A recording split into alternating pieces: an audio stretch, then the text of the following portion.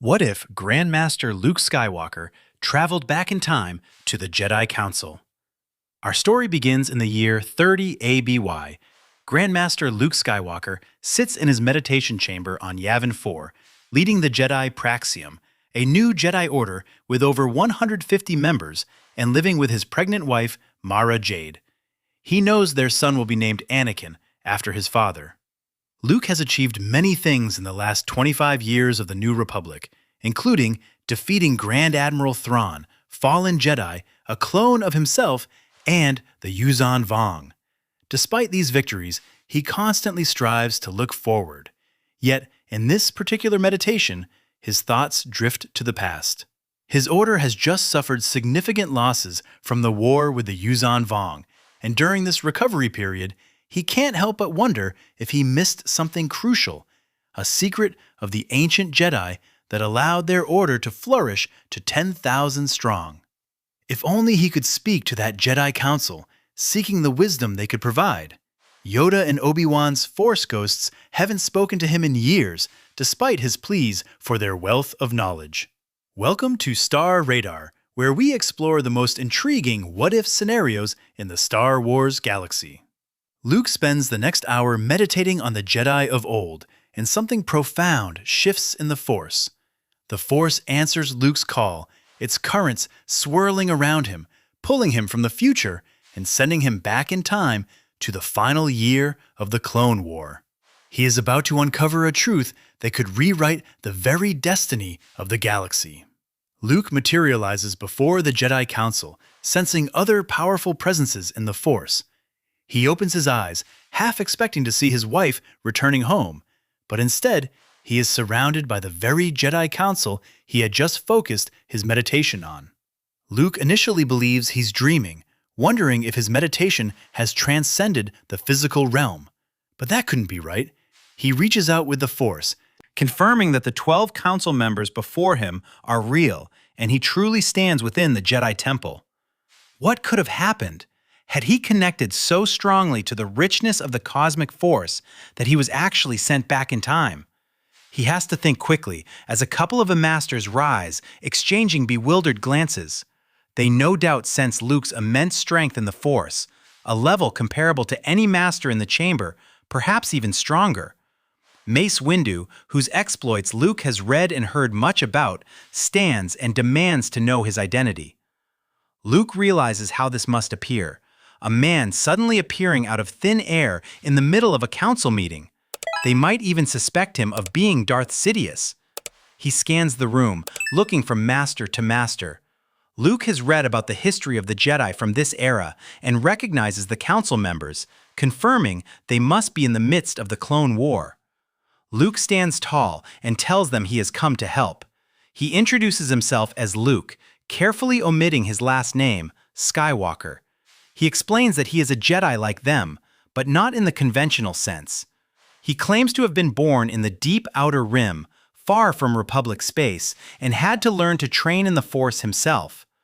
Windu dismisses this as impossible. Luke then fabricates a story. His family, a branch of an ancient Jedi order, has always been strong in the Force, passing down knowledge between generations. They have been observing the galaxy for some time and have finally decided it is time to intervene. The Council is incredulous. A family of ancient Jedi still existing? They ask Luke what he wants, and he ponders this deeply. What is the true purpose of his presence in the past? What does the Force want from him? Is it to learn? To help him back in his own time? No, that can't be it. There's only one reason the Force would bring Luke to the past. To change it. Luke tells the Council he has been watching the war from afar and can no longer stand by and do nothing. He wants to fight alongside the Jedi and help them win the Clone War. The Council members look at each other. They would be foolish to deny such a powerful Force user the opportunity to aid their war effort. Yoda tells Luke they gladly accept his help. However, Luke specifically states he has heard of the heroics of the 501st Legion and wishes to join that battalion. Yoda and Windu exchange a knowing glance, understanding that this is Anakin Skywalker's squad of clones, but they accept Luke's offer. The key here is that if Luke merely wanted to save the Jedi, all he would have to do is tell the Council about Palpatine and go to his office. However, he wants to do more than that. He doesn't just want to save the Jedi, but also his father and his family. Luke joins Obi-Wan, Anakin, and the 501st in their siege of Zygerria. The Jedi are gathered around the command station when Luke walks in to introduce himself. Luke enjoys meeting a younger Obi-Wan, recalling the time he spent with his first master. But as he looks at Anakin, he tries not to freeze. There stands his father, the hero of the Clone War, the strongest Jedi ever. He shakes Anakin's hand, and Anakin momentarily freezes too. He hasn't met this Jedi before, and Anakin senses an immense power in the Force, stronger than most of the Council. Yet, Anakin feels something deeper, something he can't quite identify. Luke joins the 501st, and the battle begins. Luke positions himself to coordinate the forces while Obi-Wan and Anakin lead the troops on the front lines. Luke initiates his battle meditation, a Force technique used to enhance and sharpen the 501st troops. Anakin and Obi-Wan feel its effects as well. Together, they achieve a swift victory and successfully dismantle the Zygerrian slave empire. They celebrate the victory, and Anakin thanks Luke for his help, telling him that now that he's part of the 501st, they're going to be unstoppable. Luke spends the next few months fighting in the war alongside his father. This is a dream come true for Luke. He is living the life he always wanted. He sees his father in his full glory, witnessing him up close as the hero of the Clone War, which only strengthens Luke's resolve to save him. He grows close to Anakin and Obi-Wan, their relationship forged on the battlefield. They fight many missions together, some coming perilously close to defeat, and they get along exceptionally well. Over these months, Obi-Wan and Anakin begin to see Luke as a brother, part of their family, and together they become the most famous trio in the Jedi Order and the galaxy. After each battle, they return to Coruscant, and Luke observes Anakin rushing off after every mission. Of course, he knows where Anakin is going, to see his mother, Padme. One day, Luke follows Anakin to his penthouse home, watching from a distant speeder as Anakin enters, carrying food, and embraces Padme after months apart. Both are deeply in love. This sight warms Luke's heart, but also saddens him at the prospect of what could have been. Luke knows the war is nearing its end. The date of Order 66 is approaching, and he knows he must act when it arrives. He and Anakin are deep in the Outer Rim, having just secured a victory on Anaxis, defeating Admiral Trench. The war is truly winding down. The time to act will be soon. He has come to understand Anakin's nature. He is powerful, yes, extremely so, but also very emotional, and his emotions often get the better of him. Yet, Luke realizes this isn't entirely Anakin's fault, but also a consequence of the Jedi Order's aversion to emotions. Anakin hasn't been taught to understand and deal with his feelings. Instead, he has been trained to ignore them, which is certainly not something someone who grew up as a slave until the age of 10 could easily do. After the victory on Anaxis, Anakin and Obi-Wan are urgently recalled to Coruscant to rescue Palpatine, who has been abducted by the Separatists. They bring the 501st and engage General Grievous's fleet around the planet. Anakin and Obi-Wan board their single-man fighters, while Luke commands from the main Venator-class Star Destroyer, initiating his battle meditation. The story largely unfolds as in canon here. Anakin and Obi-Wan board Grievous's command ship, kill Dooku to save Palpatine, though Grievous manages to escape. They return to Coruscant as heroes once again. However, the time comes when Anakin's nightmares of Padme begin. Luke realizes something is wrong when Anakin exits the council chambers with Obi-Wan.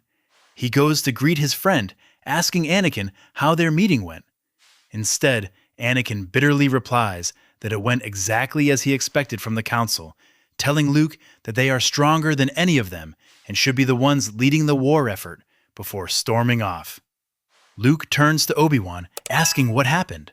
Obi-Wan explains how Palpatine appointed Anakin as his representative on the Jedi Council, but they refused to grant him the rank of Master, the rank Anakin wanted and believed he deserved.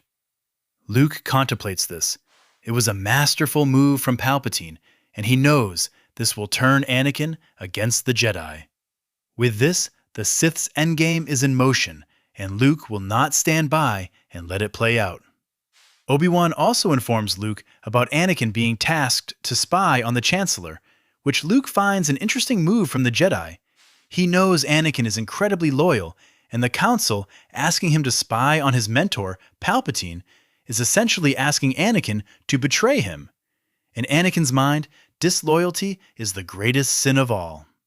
Luke knows why Anakin turned to the dark side. His Force ghost from the future had told him about his nightmares of Padme, and he knows Anakin must be experiencing them now. The next day, Luke is summoned to the Council and told he will be going to Kashyyyk with Yoda to fight off the Separatist invaders. Luke realizes why this is happening. Palpatine recognizes Luke as a good friend of Anakin and a powerful Force user and wants him away from Anakin and Coruscant when he executes Order 66. Luke accepts in front of the Council, but as he meets with Yoda in the shipyard, he tells the Grand Master that he doesn't believe he should go on the mission. He believes, guided by the Force, that his place is here on Coruscant and that the end of the war is near. Yoda considers this and tells Luke he trusts his judgment, but Luke also asks Yoda to keep this a secret, explaining that he believes going to Kashyyyk is the work of the Sith and he wants to keep his presence hidden. Yoda agrees and will not report his disappearance. Meanwhile, Luke spends the next couple of days spying on Anakin. He watches him spend time with his wife on their balcony and also in Palpatine's office, ostensibly spying on him. But Luke also sneaks into the opera, going to a veranda one bay up from Anakin and Palpatine, concealing his presence in the Force. Luke overhears the entire conversation. Palpatine admits he knows everything about the Jedi and Anakin being tasked to spy on him. But what intrigues Luke the most is the tale of Darth Plagueis the Wise. Luke has read Plagueis' journal himself, integrated into the Book of Sith by Palpatine, his master, who supposedly could control midichlorians to create life. However, Luke knows the truth.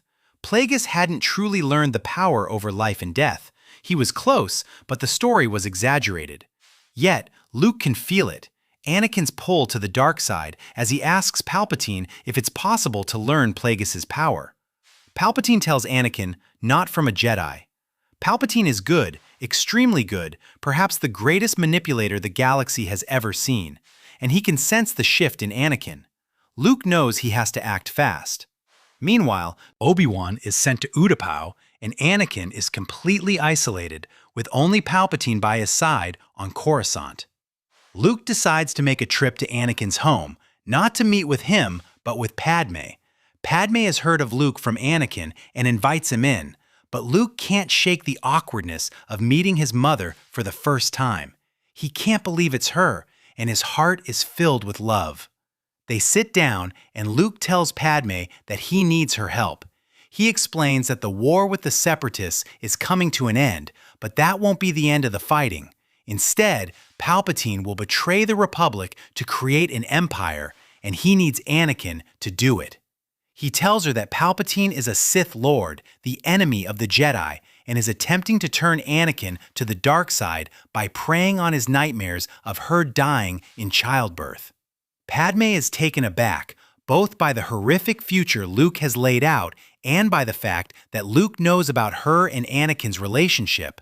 She asks Luke how he can be so sure, and he tells her he has seen the future, but it's not too late to change it.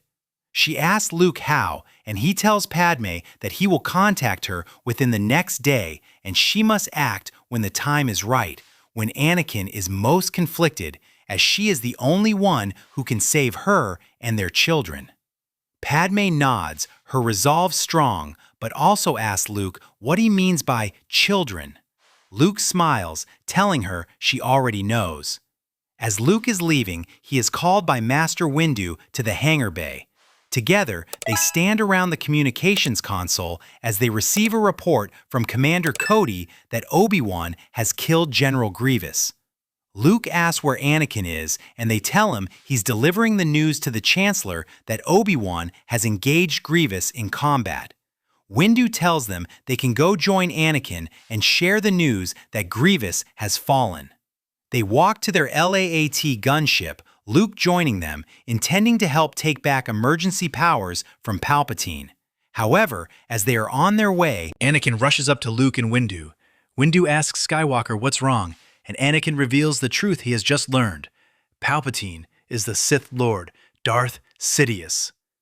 Windu can't believe it, and Anakin tells the Master he must join them when they confront him. But Windu tells him to remain in the council chambers until they return. This enrages Anakin as the Jedi board the ship, but Luke steps down, puts his hand on Anakin's shoulder, and tells him not to worry. They will arrest Palpatine, and his wife and child will be safe. Anakin is left speechless, unsure what to say. How did Luke know about his wife and child? He goes to the council chambers as Windu had instructed. Meanwhile, Luke joins Windu, Agent Kolar, Sazy Tin, and Kit Fisto to confront Palpatine. But while they are flying, Luke secretly sends a message to Padme, telling her the time has come. Mace Windu declares that Palpatine is under arrest, but of course, the Sith Lord would never accept that. He deems the Jedi traitors and ignites his red blade. Palpatine leaps at them with a Sith cry, moving at super speeds to cut down Agent Kolar and Sazy Tin before anyone can react. His third strike is aimed at Luke, who parries and thrusts a blow back. Palpatine ignites a second blade and fights off the three Jedi. He cuts down Fisto with ease and faces off against Luke and Windu. Palpatine tells them the entire galaxy will be his and the Jedi Order will fall. But Luke smiles and tells Palpatine that his prized possession will never join him so long as he's alive. Meanwhile, Anakin sits inside the Jedi Council chambers. He is wrestling with the dragon inside of him, and he is losing. He needs the power to save Padme. He can't lose her. He cannot live without her. He has to save Palpatine from the Jedi. He has to join him and will give himself over to the dark side. Anakin stands and moves to leave. However, as the door to the chamber opens, he sees the face of the person he's been thinking about, Padme Amidala. Padme embraces Anakin and tells him it's going to be all right. She leads him back into the room and they embrace, looking out the mighty window. Anakin tells her that he has to go. He has to save Palpatine. But Padme looks up at Anakin and tells him that if he joins the Sith, it will ruin him and their family. He's better than that. He's a good man, and together they will ensure that she survives. Anakin's eyes go wide. How does Padme know Palpatine is a Sith? He asks her who told her, and she smiles, telling Anakin, "Your good friend Luke. He knew everything and is going to help them." Meanwhile, Windu and Luke continue facing off against Palpatine. Now fatigued against the two Jedi Masters, Palpatine moves to put his blade away and casts Sith lightning at the Jedi. But moments before he does this, in the gap between putting his saber away and casting lightning, Luke senses the moment and acts, sending his own lightning at Palpatine. His electrical judgment catches Palpatine squarely in the chest. Palpatine is sent flying back across the room, and before he can regather himself, Windu is on him, cutting off his hand. They place Palpatine under arrest. In the following hours, many things happen. The council convenes to discuss what transpired. After this, they temporarily take control of the Senate and reveal Palpatine's plans to use Order 66 and the inhibitor chips inside the clones to defeat the Jedi and take control of the galaxy for himself.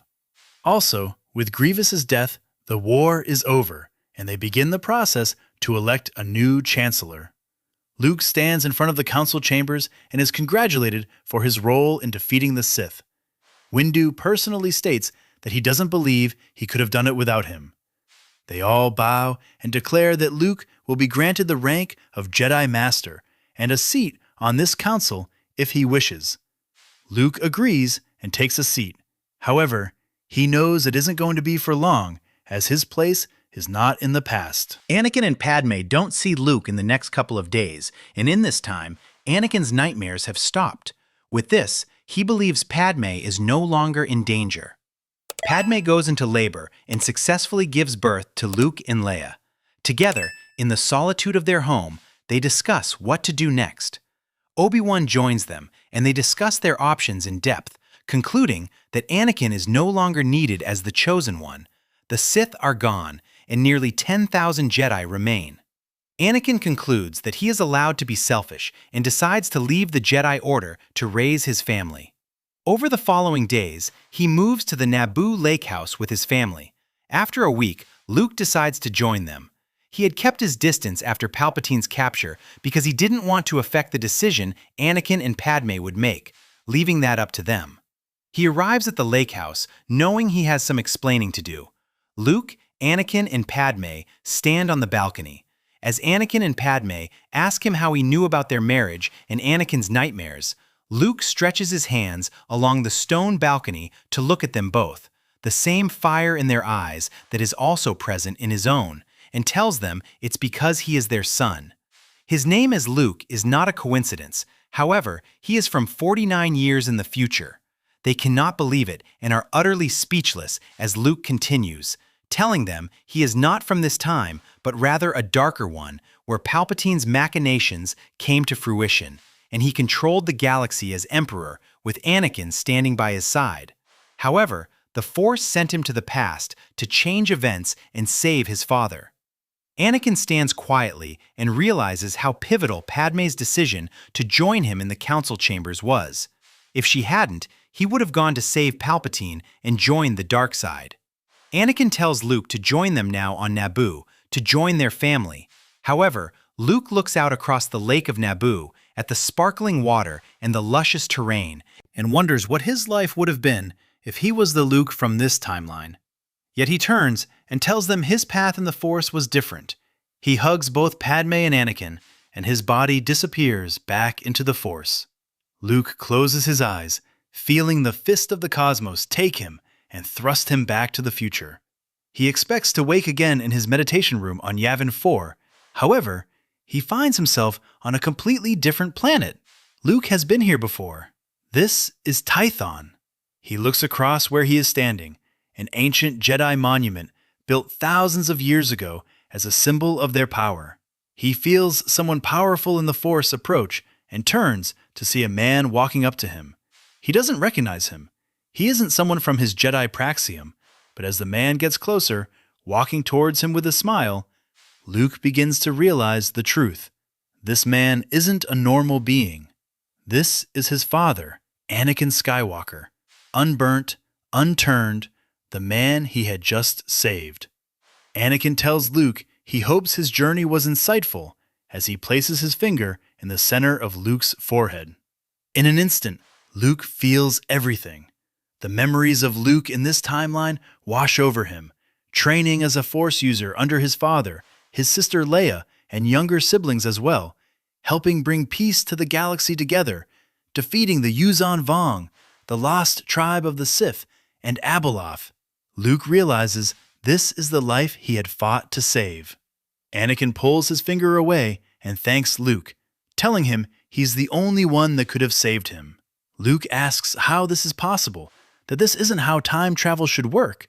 But Anakin tells him the Force is its own mystical weave and must have wanted Luke to go through his original life before rejoining theirs. His path in the Force and life is unique, and he tells his son that he, Anakin, was never the chosen one, but rather his son, Luke. Luke cannot believe it and is lost in thought as Anakin interrupts, telling him to come, that his wife Mara and son Ben are waiting for him.